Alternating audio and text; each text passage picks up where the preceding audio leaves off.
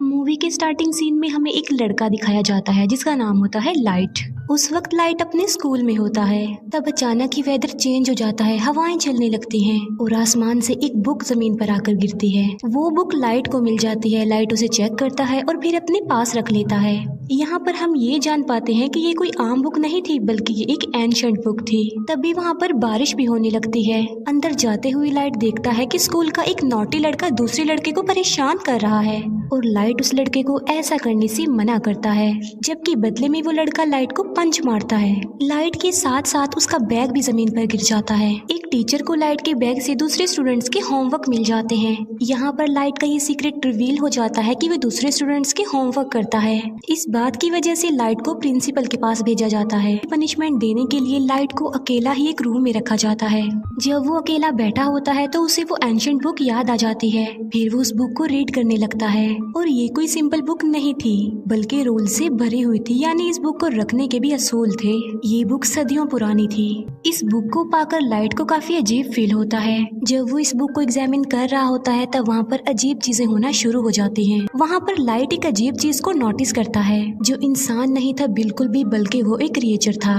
उसकी बॉडी की स्किन नोकदार थी और वो काफी डरावना और क्रीपी लुक दे रहा था। लाइट उसे देखकर बहुत ज्यादा डर जाता है, लेकिन बाद में उसे सारी बात समझ में आ जाती है कि ये कोई क्रिएचर नहीं बल्कि एंजल ऑफ डेथ है, यानी मौत का फरिश्ता। और ये एंजल ऑफ डेथ इस बुक का गार्डियन है।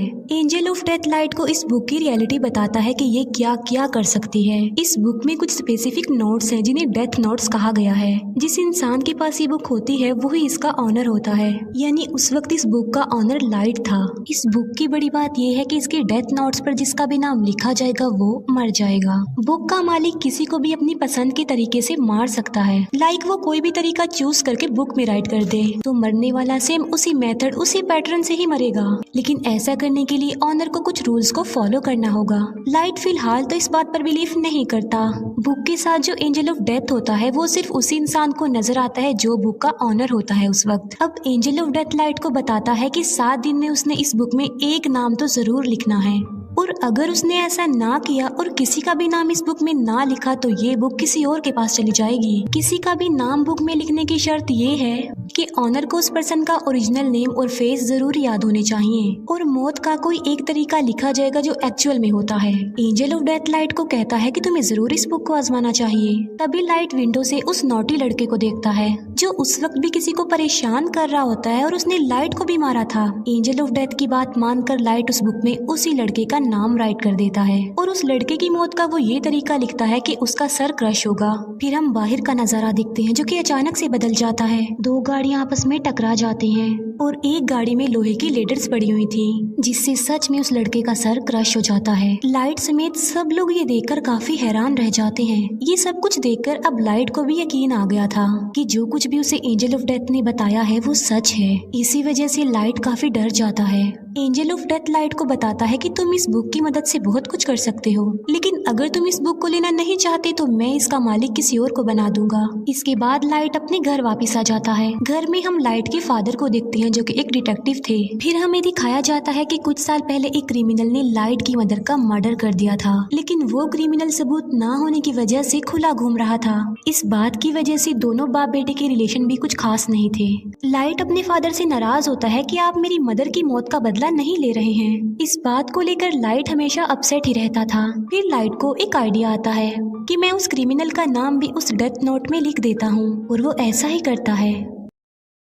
उस क्रिमिनल का नाम वो डेथ नोट में लिख देता है। फिर हमें वही क्रिमिनल दिखाया जाता है जो कि अपने साथियों के साथ पार्टी कर रहा था, और सडन देखते ही देखते सबकी आंखों के सामने उसकी मौत हो जाती है। जब बाप बेटे को उस क्रिमिनल की डेथ की खबर मिलती है तो वो काफी खुश हो जाते हैं। यहाँ पर लाइट ने अपनी मदर की डेथ का बदला भी ले लिया और लाइट और उसके फादर का रिलेशन भी अच्छा हो गया। फिर लाइट सोचता है कि आखिर इस बुक की पावर को अच्छे कामों के लिए कैसे इस्तेमाल किया जाए।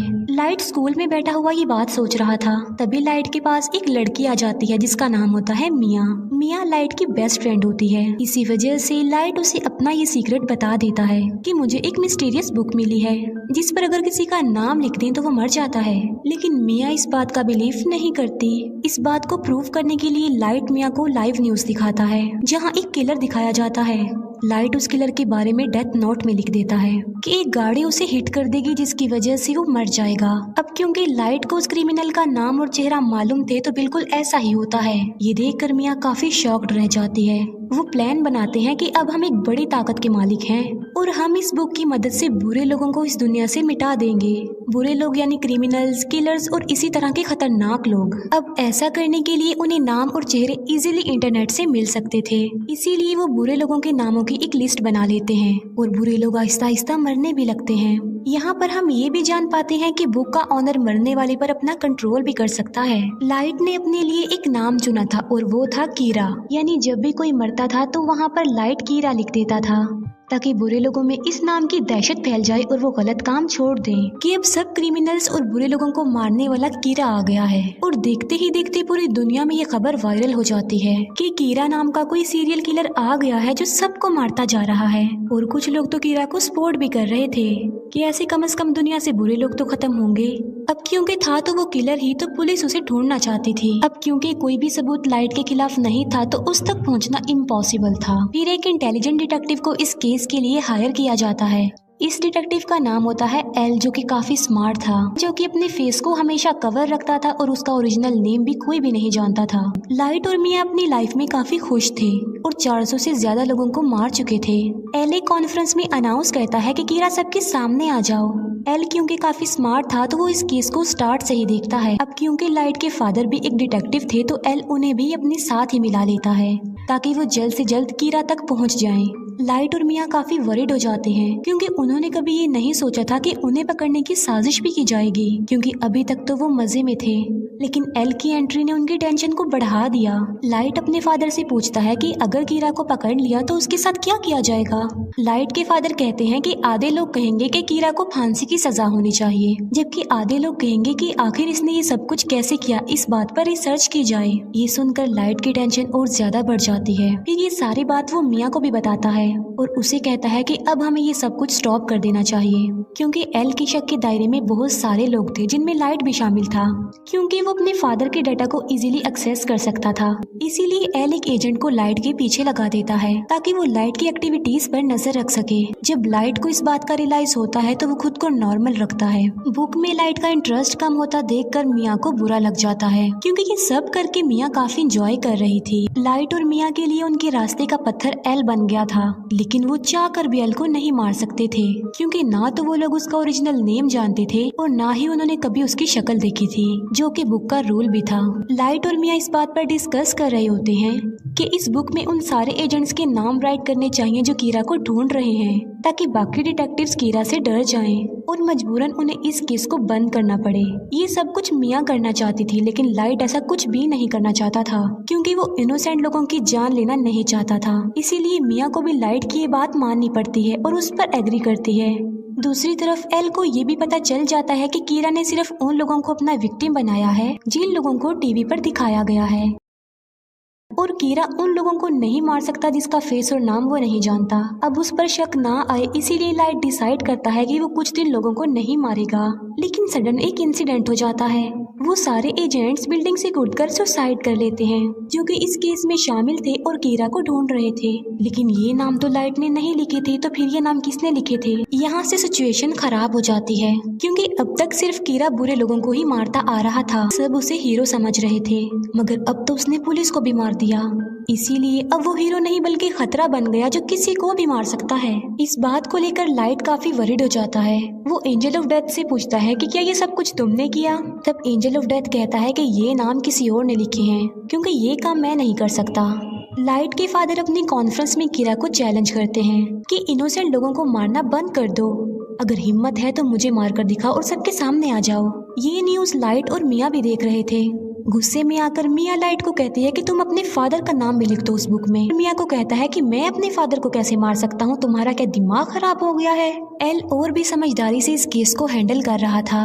वो देखता है कि अब लाइट के फादर को कीरा मारेगा या फिर नहीं, मगर ऐसा नहीं होता। अब क्योंकि लाइट के फादर नहीं मरते, जिसे एल का जो शक लाइट पर था अब वो यकीन में बदल जाता है, क्योंकि आखिर वो भी तो एक डिटेक्टिव ही हैं जो इस केस को हैंडल कर रहे हैं, मगर कीरा ने उन्हें नहीं मारा। यानी कीरा कोई और नहीं बल्कि लाइट ही है। इसीलिए रात को एल लाइट से मिलता है और उसे उगलवाने की कोशिश करता है कि तुम ही कीरा हो। एल लाइट से काफी क्वेश्चंस भी करता है और उसे अपना फेस भी दिखा देता है और कहता है कि ये सब कुछ करना अब बंद कर दो। लाइट उसकी बातों को इग्नोर करके वहाँ से चला जाता है। अब खतरा उसके सर पर ही था। वो चाहते हुए भी एल को नहीं मार सकता था। मिया एल को कहती है कि मैं तुमसे प्यार करती हूँ और इस मुसीबत से निकलने के लिए हमें कुछ करना चाहिए। एल को अपने रास्ते से हटाने के लिए लाइट काफी सोचता है। वो कहता है कि एल का चेहरा तो मैं देख ही चुका हूँ, मगर एल का ओरिजिनल नेम उसका फ्रेंड जरूर जानता होगा। लाइट एल के फ्रेंड का नाम उस बुक में राइट कर देता है और उसे अपने कंट्रोल में कर लेता है। अब यहाँ पर बुक का एक और रूल सामने आता है कि अगर ओनर ने किसी के नाम वाला पेज जला दिया तो वो पर्सन बच जाएगा और उसे कुछ भी नहीं होगा। लेकिन एंजल ऑफ डेथ लाइट को बताता है कि ये सिर्फ एक ही दफा होगा। अब एल का फ्रेंड लाइट के कंट्रोल में आ चुका था, मगर वो भी एल का ओरिजिनल नेम नहीं जानता था। लाइट उसे कहता है कि किसी भी तरह एल का असली नाम पता लगवाओ। तब एल का फ्रेंड बताता है कि एल एक अकेडमी में जाता था, मे भी उसके डॉक्यूमेंट्स में उसका ओरिजिनल नेम हो, इसीलिए लाइट उसे फौरन अकेडमी में जाने को कहता है। एल का फ्रेंड ऐसे ही करता है और वो अकेडमी में चला जाता है। लाइट का प्लान था कि जब उसे एल का ओरिजिनल नेम पता चल जाएगा तो वो उस पेज को जला देगा जिस पर एल के फ्रेंड का नाम लिखा है, जिससे उसकी जान बच जाएगी और सब कुछ नॉर्मल हो जाएगा। लेकिन एल को डाउट हो जाता है कि उसका फ्रेंड मिसिंग है। उसे सारी बात भी समझ आ जाती है कि लाइट ने उसे भी अपने कंट्रोल में ले लिया होगा मेरा असली नाम जानने के लिए। इस बात से एल काफी वरिड हो जाता है, इसीलिए एल बगैर इन्फॉर्म किए लाइट के घर पर आ जाता है। वो लाइट के फादर को कहता है कि आपका बेटा ही असल कीरा है और इसी ने ही मेरे फ्रेंड को गायब भी किया है। लेकिन लाइट पर किसी को भी शक नहीं था क्योंकि उसके खिलाफ कोई सबूत जो नहीं था। एल उनके घर की तलाशी लेता है, मगर उसे वहाँ पर कुछ भी नहीं मिलता, ना ही वो एंशिएंट बुक मिलती है क्योंकि मिया उसे अपने साथ ले गई थी। फिर लाइट को एल के फ्रेंड की कॉल आती है कि मैं एकेडमी तक पहुंच गया हूं और उसके पास बस थोड़ा ही टाइम रह गया था और एल का फ्रेंड बस नाम बताने ही वाला होता है। जब लाइट पेज को जलाने लगता है तो वो दिखता है कि वहां पर तो वो पेज नहीं है बल्कि गायब हो चुका है। इसीलिए नाम बताने से पहले ही एल के फ्रेंड की मौत हो जाती है। इस बात से लाइट को काफी दुख होता है। फिर एक डांस पार्टी में मिया ये राज रिवील करती है कि एल के फ्रेंड के नाम का पेज मैंने ही फाड़ा था और तो और पुलिस ऑफिसर्स के नाम भी उस बुक में मैंने ही लिखे थे।